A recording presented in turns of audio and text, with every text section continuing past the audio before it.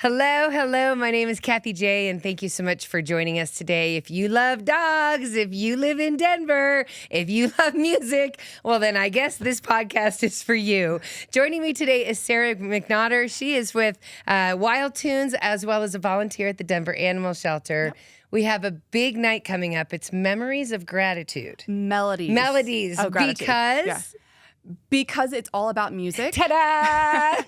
And supporting the animals. Supporting the animals. Yes. So thank you for being here with us, Sarah. Yep. Thank you. Let's start talking about, first of all, what is your role and what's your connection with both of them? Yeah. So I am the Denver Wild Tunes ambassador for the organization. I'm also a board member and a musician volunteer. So I pretty much do everything all in one. But I brought the program to Denver when I moved here from Houston, Texas.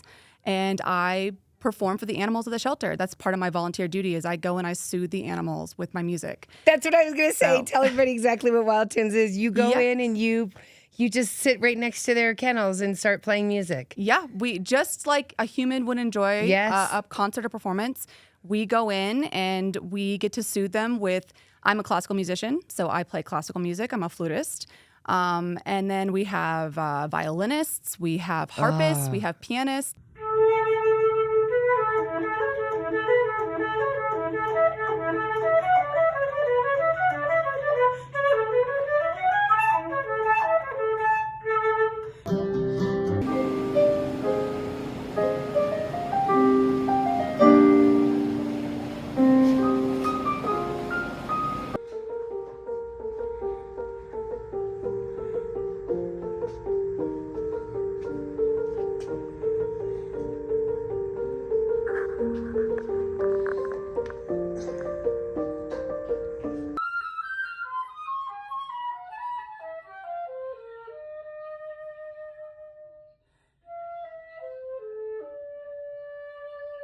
As long as it's not a super loud, I would say a trumpet player or a percussionist, you pretty much can go and perform for the animals. It's more of like a practice session, less of a performance. They're very unjudging. Yes. They love that you're there.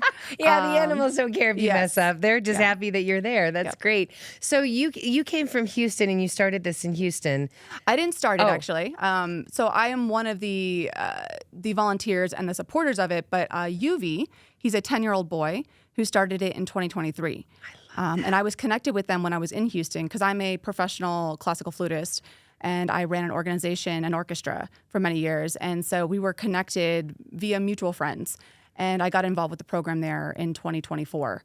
And so UV is the founder. He's 10 years old. Okay, very cool. But you could do, Wild Tunes can go everywhere is kind of what you're saying now. It's a national organization. This is awesome. And so, so you were always an animal lover, obviously. And then when you found out, I can go and play for the animals and soothe them? Why not? So talk to me about what it's like going into the Denver Animal Shelter. It's just fun. It's very satisfying. It's fulfilling. Yeah. You get to go in and do what you love. And for, like I said, an unjudging audience. And you're doing a lot of good. You're helping support the shelter. You're supporting the staff as well. Yeah. They enjoy the music. It soothes them as well as the animals. We get to promote the shelters. We promote the animals. And so in turn, it hopefully helps get them adopted. Brings a little more awareness to adoption and fostering through our music. Yeah. So using a talent in a different way. It's beautiful. So if there's someone, a musician right now that's like, oh my gosh, I need to sign up with Wild Tunes, they would go to the Wild Tunes site and be a part of that. That's amazing. Yep. And then we have lots of volunteers that just like to volunteer at the Denver Animal Shelter that aren't musicians, but still love the animals.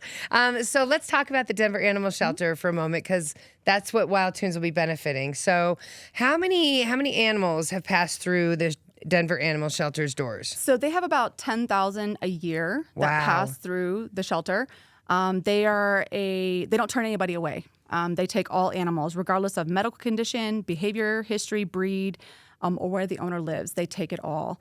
And they take many different kinds of animals. Oh, yeah, I was going to ask, if it's an animal, they take it? Pretty much. Pretty much. Yeah, pretty much. I was told that they have a turtle currently. Love some that. Guinea pigs. Yep. And then earlier this year, they had a peacock. What? So okay, they do take anything. Everything. I've seen horses there, chickens, Yes. donkeys. I know that, but a peacock. That one might be, that might be up there. But that's wonderful. And Denver Animal Shelter, wow, they have a lot on their plate. Being the city's main animal shelter, they just got a new shelter within the past 10 years, and it's beautiful, gorgeous, and I love it. But I want to know. What you see when you go out there to the Denver Animal Shelter. Like, what are you seeing with the intake of the animals? You know, it varies on the days that I'm there. You definitely see a lot of people bringing animals to the shelter, but I would say it's a very well-oiled machine. Yeah. It's a beautiful shelter. Having been coming from Houston and seeing other shelters, this one is just so well taken care of. They have so many staff, so many volunteers. It seems like a lot of people here support animals and animal welfare. Yeah. And it's really lovely to see. Because like I said, in Houston, in comparison to the city shelter there, it was a little bit night and day to me. Yeah. And also the Wild Tunes support here was just a lot larger in comparison to some other cities. So, it's a very well taken care of shelter, and even though there might be a lot of animals that pass through there, I do believe they adopt a lot out. They have a huge foster program, so a lot of animals get to go spend their times outside the shelter, not in the cages, which is great. So. It helps because you're never your best self in a cage. Right. Yes, Stressful. you need to get out and It's very stressful. Absolutely. The Denver Animal Shelter also has all these other great programs. Every Christmas, my daughters and I and my husband, we go and read to the dogs. Yes. And I love it. They have fun. we go and, we get some cookies and then we go and sit and we read to the animals and the way that they try to break down the walls between the people coming to visit the animals and the animals themselves. I truly feel that the Denver Animal Shelter is just awesome about that. Talk to me when you go in there and sit with them. Do you have people just coming up to sit as well and listen to you play? Yes. No, that's what I was saying earlier. The staff enjoys it. Yes. The volunteers enjoy it. I get so many compliments as I'm sitting. There's many different halls of different dogs and cats. Like there's a small breeds hall. There's a medium dog. There's a large dog. And then there's the cat wing. And I kind of mix it up. But yeah, I would say every time I'm there, I get a volunteer or a staff member going, thank you. We're really enjoying this. You're lowering my stress. Pretty much. Yes, that's absolutely little concert right. for us. Now, are there certain animals that don't like your flute? It's hit or miss. I gotta be honest, Sarah, and that can hit a high note. There are, on occasion, I get a dog that's just like, why are you here? They might go in. So the shelter, the way that the cages work, they have little middle sections, and sometimes they open them up so they can go back and forth in a bigger section of the cage. Yeah. And sometimes the dogs, you'll see, like they go to the other section away from me. I prefer the violin. Right. They don't want to be bothered. They don't want to be bothered, right? But most of them typically come to the cage, like the edge of the cage, and they kind of watch you. They're intrigued. I love that. And they do eventually settle down. So I don't know if you want to talk a little bit about the engagement of the music with the animals. Yes. But it does truly soothe them. Like you do see a difference after 20, 30 minutes of them, they're hyper, they're barking, they're excited. They're like, why are you here? And then after I play for a while, they sit down. They're sitting there. Sometimes they fall asleep, which is great. I love that. I love it when they fall asleep. But they're engaged. And the engagement is what we want. Just like with the story time, right? The fact that you are there, a human being, interacting with them is so important for them. Right. Because otherwise they're just in that little cage by Right. themselves. I So, totally agree. And music, there is something beautiful about music, and you don't have to have a human ear to understand the melodies. It speaks to everyone. It sure does. And so how long will you play for? And do you move on to another animal? And do you just feel it? I kind of play it by ear. I typically You stick. play it by ear. No pun Sarah. intended. But I typically will stick with, if it's dogs, or cats. For the day, it's cats. Okay. I don't go between the two. But I'm there for an hour. Uh-huh. And in that hour, I typically will engage with at least one or two that I think are soothed in the end. And then with the cats, I am cat trained beyond my Wild Tunes training. Oh, yeah, because cats are very, So very picky. You have to have a special... They are You special. got to understand those cats. They're very persnickety. Yes, they are. But they also have big personalities. They do. People forget that. They're just like dogs. They're a little more standoffish at first. Yeah, they are. But When I go to the cat room, I typically take a cat out. So I get to really engage with them on the floor. Oh, I love that. Versus the dogs, I don't usually take the dogs out. I just play for them. But the cats, I will really engage with on a different level. Because you have level. the training with them. I love that. Have you ever been playing to an animal and just felt like, I think I need to take this animal home? Yes. You did? Yes, many times. I have cats at home. All of mine are rescues. We have 3 in our house currently, so 1 too many. So I wish I could. I cannot. Plus I have kids, so I can't add to that chaos right now. Right. But yes, there's definitely many a times I go and I wish like, oh, I want to bring you. But right. You're like, one day. You like mommy's music. You should come home with me. Yeah. That's one day. But until that day happens, we have to save as many as we can with the talent that we have. So that's why we're doing the Melodies of Gratitude night with Wild Tunes. And it's going to be August 26th, 29th. I always get the 6 and the 9 reversed. August 29th. Yep. And it's going to be at the Denver Central Library downtown. Talk to me about what happens here. Yeah, so this is the 4th annual. Every year prior, it's been in Houston. So this is the first time outside of Texas, which is amazing. Awesome. Got to make it big. We got to make it big. Yeah. Well, we're trying to grow outside of the Texas state. So we have 12 states that we are currently in with shelters. So hopefully this will, snowball to other states. But it is a 2.5-hour concert as of right now, made up of volunteer musicians, professional musicians, amateurs. Some of them are volunteers at the shelter, and we do have a headliner. We have the Coda Ensemble. They are made up of Colorado Symphony musicians. Yes. And so they're going to be kind of the main draw of the event. That's incredible. So come in for 2.5 hours, hang out in the museum. Hopefully a little less. I know that seems really long. It does. There's just so many people involved. We couldn't cut it down. So when I get out, Sarah, like when I'm going out for live music, when I get there, I'm usually the person that goes, "I'm here. Let's do it. If it's 2.5 hours, I came for it." So and it's going to be fun. Yeah, I love all of it. So tell me about the proceeds and where they go and what they benefit. So the proceeds will all go to the Denver Animal Shelter. That's awesome. And we were told it's going to be supporting their enrichment, their volunteer program. So going back into the same program that we are currently participating with them. Yeah, wow. Right. With them with. Yeah, them with. You're right. So will it be, since it's at the museum, is it a stage? Will you be scattered throughout the museum? Like how is the organization of that happen? So it's at the library. Yeah, or at the library. I'm sorry, but it's right next to the museum. Yeah, no. So the library has a new space they built out. They renovated, and it's a multi-purpose room, but it can be a performance space. They have beautiful sound panels on the wall. So we're using it. I don't know if they've used it before. I'm sure they have, but it opened more recently. So we're going to have a little stage. Everything is going to be more traditional in terms of like, if you think of a classical concert, everybody's going to be on the one stage. It's going to have the seating, the typical audience seating. Okay. We are going to also have a trinket hunt. Cannot talk today. You said Pinskinicky earlier. What did you say? I don't know what I said. I'll say trinket. You say the other big word. Tripping over my words here. We're going to have a trinket hunt. We're going to have a raffle that will also support the Denver Animal Shelter.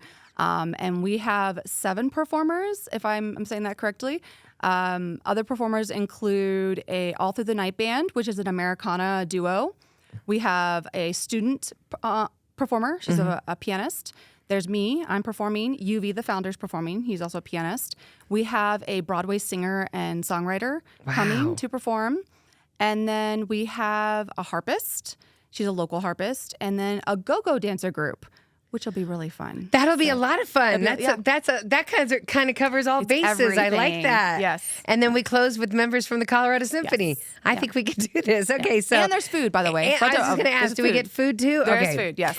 So it's 4 to 6 p.m. August 29th at the new the redone library. Denver Public Library.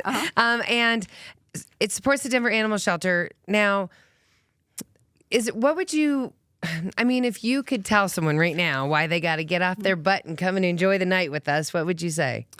Come support the animals. It's all about the animals, right? That's why we're here, is to help get them adopted, supported, promote the foster program, putting the animals into real homes versus in the shelters. So it's, clearing the shelters. It's just bringing more awareness to the need for more people to house these wonderful animals. And People might think that shelter animals are a little rough around the edges, but they have a lot of love to give.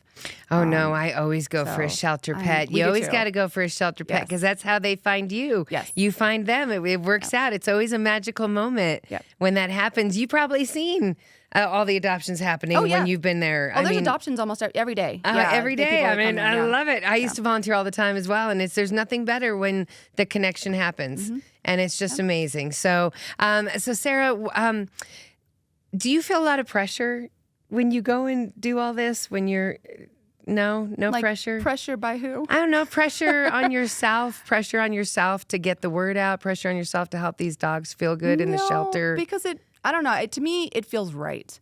When I do it, I enjoy it. So it doesn't feel like a job. It doesn't feel like something that I have to do. Right. You know, I do it on my own terms, obviously. So I go when I can. But no, I don't think there's a lot of pressure. I go and I'm hoping that this will continue to grow and that it will spiral into, more adoptions, more fostering, whatever it is to help get those animals into better homes. But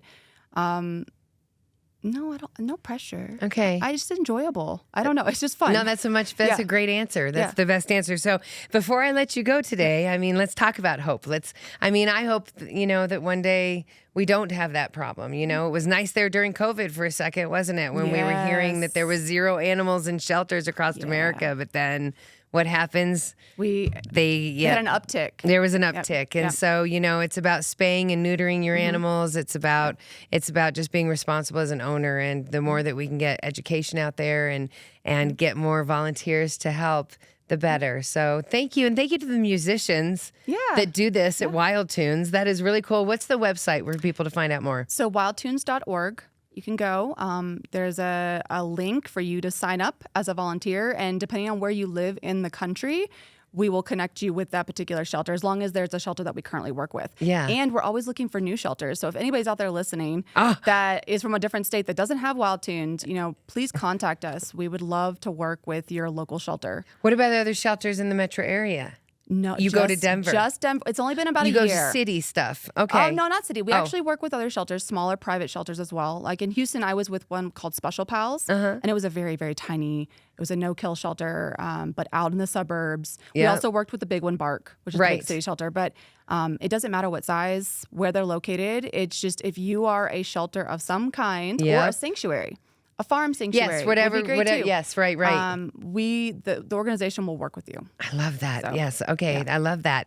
And again, we are here because we are promoting. You got to get your tickets now so you can go to the Melodies of Gratitude. The event is happening and it's a fundraiser that's benefiting the Denver Animal Shelter August 29th from 4 to 6 p.m. at the beautiful new Denver Central Library, the new event space. Anything else you want to tell everybody before I let you go today? Come to the concert. Come to the concert. It's going to be great. And then if you're a musician out there, I would say, join us. Yeah. It doesn't matter. You could be an amateur. You could be a student. You could be 100 years old. We don't care. Just come play for them animals. I love that. And the animals don't care. Animals don't care. Do not care. Sarah, thank you for bringing this from Houston. Thank you so much. This is such a cool thing that we can say we have in our Denver Animal Shelter. So thank you. Thank you. And it's helping all the animals calm down with the rhythm and the melodies. Thank you so much. Get more information at wildtunes.org.